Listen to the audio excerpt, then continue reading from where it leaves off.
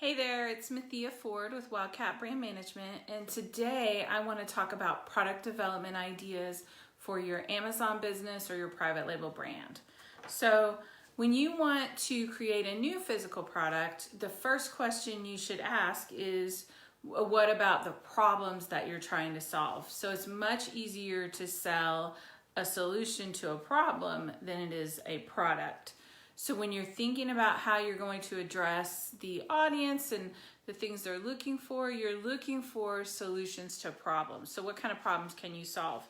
Come up with a list of the products that you think solve a problem for the market that you're looking at.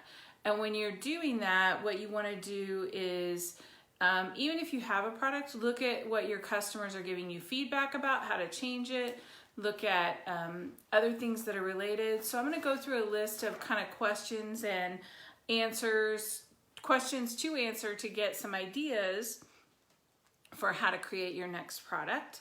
But what I really want to encourage you to do is to constantly get customer feedback, constantly be testing and changing your ideas, and be willing to tweak where you're at to get to what your customer actually wants. Because what you're trying to do is solve a problem. You're not trying to create a product.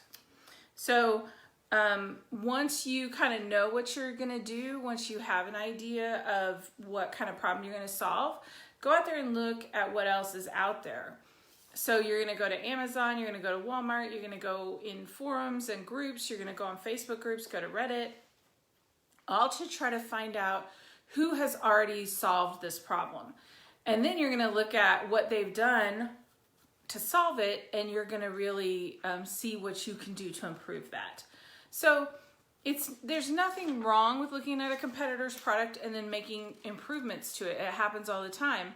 And that's one of the things that you can do that will help you to make an even better product. Always take the time to plan your product development. And once you've looked into and found your competitors, make sure you're keeping up with what they're doing so that you know that you're still continuing to be on the cutting edge.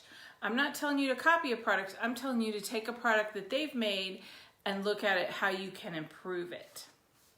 So some questions to answer to get ideas for your private label products. So these are to get ideas for what you're going to create, what you're going to develop to solve that problem. What substitutes can you create for that? That's your first question. So if you're somebody who teaches like a vegan diet doesn't use regular milk. So you're gonna wanna try to find some substitutes like plant milks or cheeses that can go in a vegan diet. So those are some things that you can do to solve problems for people that have a vegan diet. They're going in the store, they only have vegan milk, or they only have whole milk, regular milk, and they're looking for things that are not animal-based products. So try to find some solutions. That's just an idea. But other ways that you can kind of do within the same product, like wet food versus dry dog food. How can you take your product and maybe look at it, or what you're thinking about, how can you tweak it a little bit and make it a little better? Is there something that people are constantly having a problem with? Is there a snap or something that you can make a little different?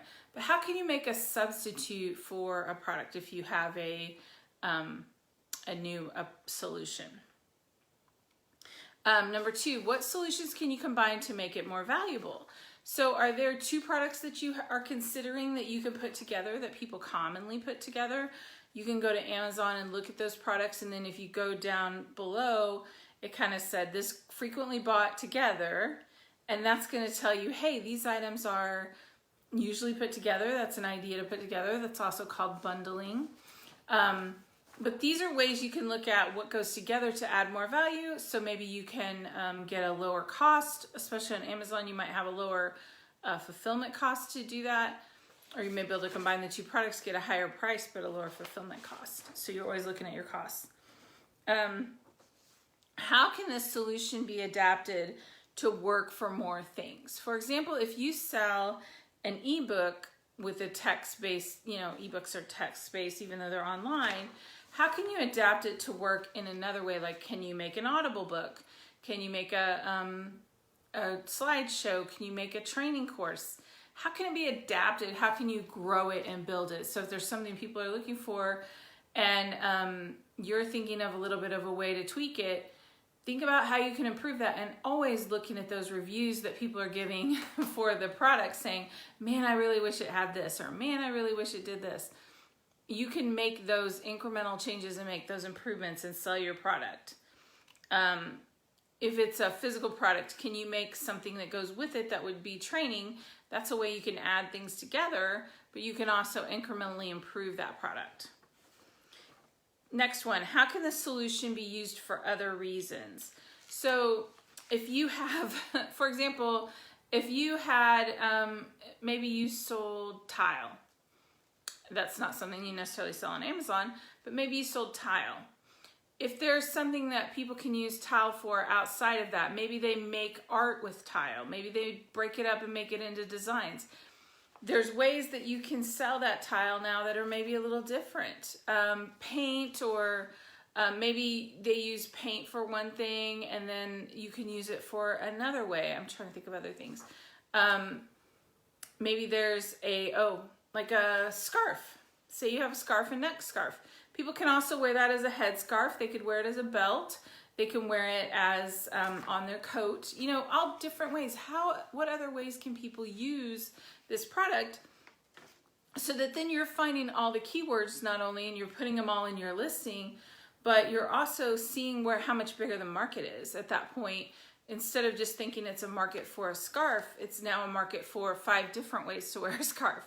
So think about those types of things. Next one, how can the solution be formatted, repurposed, rearranged, reversed? Can you change it so it's like level 2.0? So how can something be reformatted? Can you make it from a spiral bound into a ring binder? I mean, those seem like simple things, but these are things that people really can appreciate. So that's where going into the Facebook groups, going onto the Reddit threads, and finding the things that people are trying to do to solve their problems helps you to see how it's more than a product, it's a solution. And that what you're creating is a solution for that customer, and how you're going to be able to help them find the solution. But a lot of times, you may not even realize the secondary uses or how you can reformat something, but then you'll see it in those reviews. Oh, hey, I use this curling iron to, iron my sleeve of my Barbie dolls. And you're like, oh, that's great. It's a Barbie doll iron. Just obviously a silly example. But those types of things can be ways that you can reformat, repurpose, reverse. If it's something that gives them the end product, is there a way that they can, you can tell them how to use that end product? Okay, last one. Who is the customer who needs and wants this product?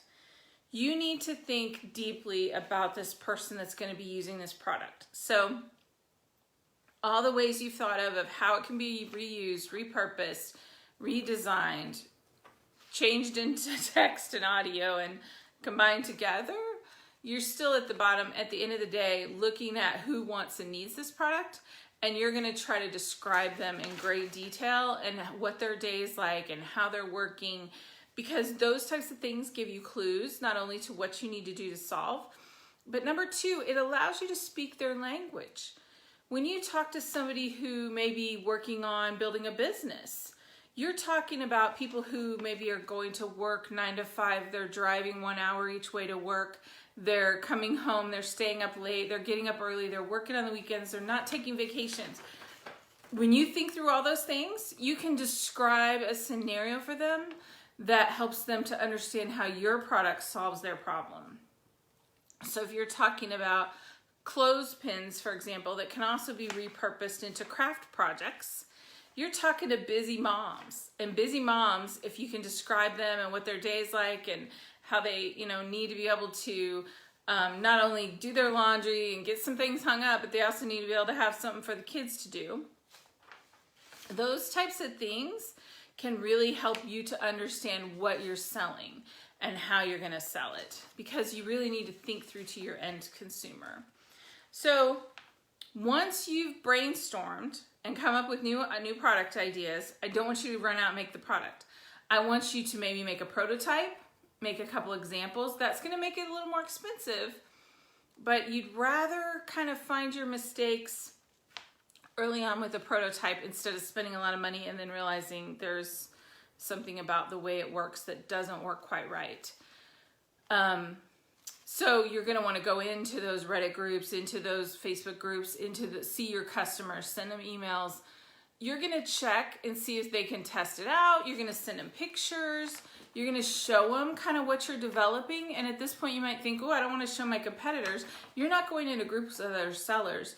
You're going into the groups where your end consumer are, and you're talking to them. And then maybe you're identifying some of those hyperactive, some of those people with this problem, and you're connecting with them directly and saying, hey, I'm working on a solution. Can I show you some pictures and you tell me maybe what you think of it?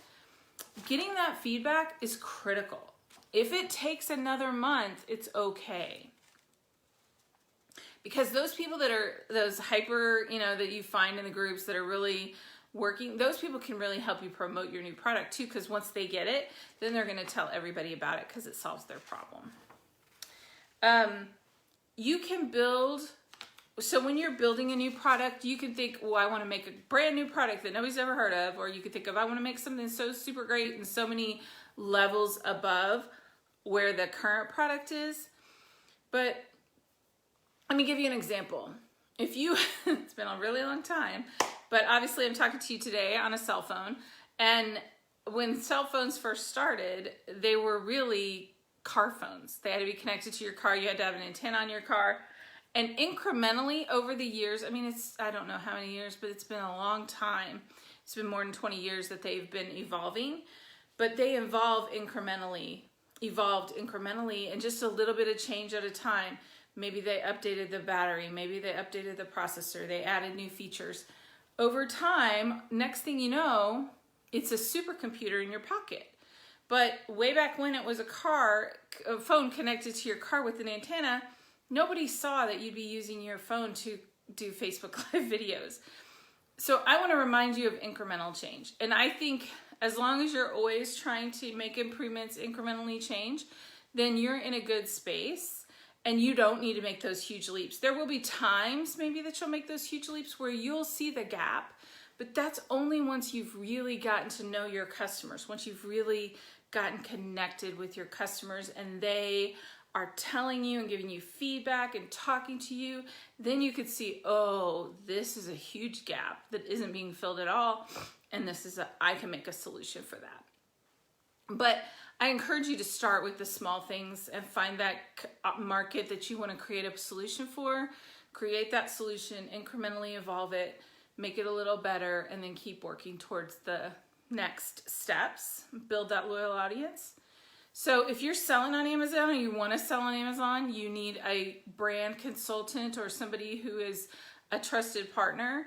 Wildcat Brand Management can be that for you. Amazon is a huge e-commerce platform, but it can be hard for brands to break through the noise.